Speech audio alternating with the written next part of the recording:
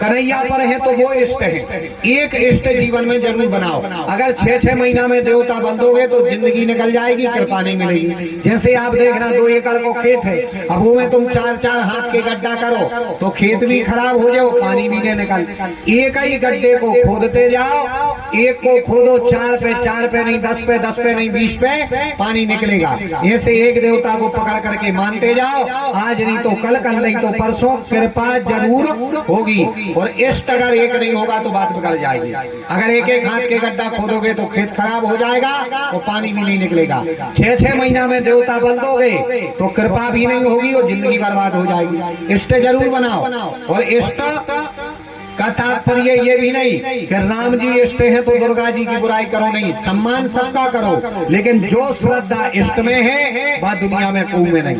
ये सीधी भाषा में बताएं हम आपको। ये शादी होकर के एक पत्नी आई, बहू आई, अब वो हंस करके जेठ से बोलेगी, ससुर से बोलेगी, ननद से बोलेगी, देवर से बोलेगी, सास से बोलेगी, क्योंकि परिवार में हंस करके नहीं चलेगी तो परिवार नहीं चलेगा, बिगड़ जाएगा। लेकिन जो संबंध उसका अपने पति से है वो घर में और किसी से नहीं हो सकता। इसी प्रकार जो अपना इष्ट है वो है अपना कौन? पति। और जितने देवी देवता हैं वो है अपने कौन? वो है अपने परिवार के। तो इष्ट एक जरूर बनाओ। हनुमान जी जब लंका में गए, इष्ट से थोड़ा चूकने लगे, लंकिनी ने पकड़ लिया और लंकिनी ने कहा हनुमान जी जाओ, हम तुम्हें 3 वरदान दे रहे हैं। 3 वरदान दिए कि नहीं दिए? लंकिनी कहती है कि गरले सुधारी करही मिताई, सुधारी करही मिताई, गरले सुधारी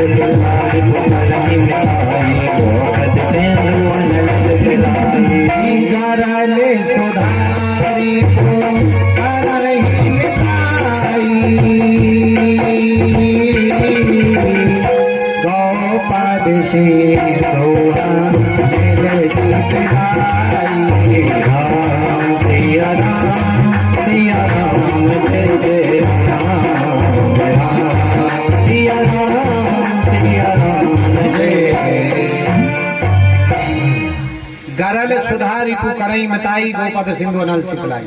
जाओ मैं वरदान देती हूँ। कौन कौन? गरल सुधा रिपु करई मिताई। रिपु माने कौन? शत्रु, मिताई माने मित्रता। हनुमान जी जाओ, शत्रु तुमसे मित्रता करेगा, अग्नि तुम्हारे लिए ठंडी हो जाएगी। गौ पद सिंधु, गौ पद माने क्या? गौ माने गाय और पद माने पांव, सिंधु माने समुद्र। गैया के खुर के बराबर तुम्हें ये समुद्र लगेगा। तो अच्छा लगा कि नहीं लगा? जब हनुमान जी ये तरफ से गए, समुद्र की बहुत लंबी लंबी कथा, और जब उस तरफ से लौट करके आए तो पता नहीं चला कब आए और कब समुद्र लांघ करके इस तरफ आ गए। तो वरदान सिद्ध हुआ कि नहीं? दूसरा, अग्नि ठंडी होगी। तो अग्नि ठंडी भाई क्या नहीं भाई? पूरी लंका जल गई, लेकिन हनुमान जी की पूंछ का एक मोम नहीं जला। कहीं लिखा हो तो बताना। तीसरा वरदान, रिपु करई मिताई। रिपु माने कौन? शत्रु, और मिताई माने मित्रता। तो किसी शत्रु ने मित्रता करी कि नहीं? भाई दुश्मन का भाई दुश्मन। अब रावण के भाई विभीषण ने मित्रता करी। और ऐसा नहीं है कि हनुमान जी घबरा गए हो, डरा के आए हो, ऐसा नहीं। गए, वहां पर गए और जाकर के उल्टे बतिया ने विभीषण से, सीधे नहीं बोले। विभीषण के लगे सुनो सुनो पवन सुत रहनी हमारी, और जीवी 10 मुखमा जीव बेचारी। हम ऐसे रह रहे जैसे दांतों के बीच में जीव रहे। हनुमान जी के लगे बहुत अच्छी है, सही राव चाहिए। विभीषण के लगे काय भैया तना तुम अपने से मिले और तुम ऐसी बात कर रहे। हनुमान जी कहने लगे तुमने क्या बोला कि जैसे दांतों के बीच में जीव रहे, तो जाओ जीवई बन करके रहने में फायदा है। जी कहने लगे कैसे? अच्छा, जीव बन के रहने में फायदा है कि नहीं? जीव बन करके रहने में पहला फायदा, हनुमान जी कहते सुनो, दांत होते हैं धोखेबाज। दांत जन्म के बाद में आउट है, अब मरबे के पहले झरझात करें झरझात। दांत जन्म के बाद आते, आज तक आप ने सुनी कि लड़का बड़ो होगा तना जीव दिखाने लगी।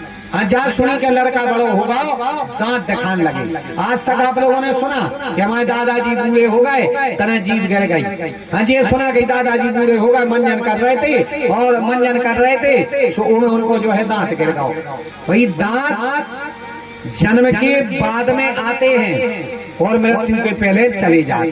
दांत होते हैं धोखेबाज और जीभ होती है वफादार। और तुम यहाँ जीभ सो जीभ बन करके रहो। दूसरा कारण जीभ बनवे में का, जीभ बनवे में एक फायदा और है। फायदा ये है कि अपन कछु भी खाओ, अच्छा कछु भी खाओ, ये रसगुल्ला खाओ, रसमलाई खाओ, रबड़ी खाओ, तो चबाता कौन है? चबावे को काम को करत दांत। और स्वाद किसको मिलता? जीभ को। तो बोले तुम यहाँ जीभ जी यहाँ दांत, इनने चबावो शुरू कर दो, माने इन्होंने सीता का हरण कर लिया, अब सीता हरण को स्वाद या मिलने तुम्हें। तो दूसरों फायदा जो अच्छा